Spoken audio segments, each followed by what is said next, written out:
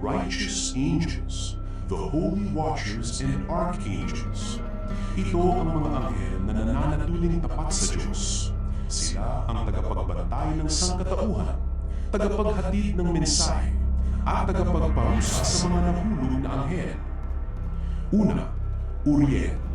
Kahulugan ng pangalan, ang Diyos ang aking liwanag. Gampanin, anghel ng mundo at impyerno. Tartarus, nagbabala kay Noe tungkol sa darating na baha. Katangian, tagapagpahayag ng mga hiwaga at propesya. Gabay ni Enoch sa langit. Pangalawa, Raphael. Kahulugan ng pangalan, ang Diyos ay nagpapagaling. Gampanin, tagapagpagaling ng lupa, nagbihag kay Azazel. Katangian, mapagpagaling, maawain, at tagapanauli ng kaayusan. Pangatlo, Raguel o Raquel. Kahulugan ng pangalan, kaibigan ng Diyos.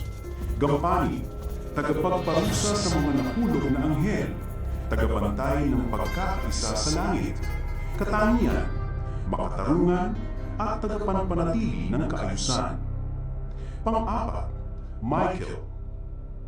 Kahulugan ng pangalan, sino ang tulad ng Diyos? Gampanin, pinuno ng hukbo ng Diyos, tagapagtanggol ng mga matuwid. Katangian, matapang, malakas, at tapat kay Yahweh. Panglima, Sariel, Sarakil, or Suriel. Kahulugan ng pangalan, utos ng Diyos. Gampanin, tagabantay ng mga espiritong makasalanan. Minsang itinuturing bilang anghel ng kamatayan. Katangian, tahimik, malalim ang pag-unawa sa kasalanan. Pang-anim, Gabriel.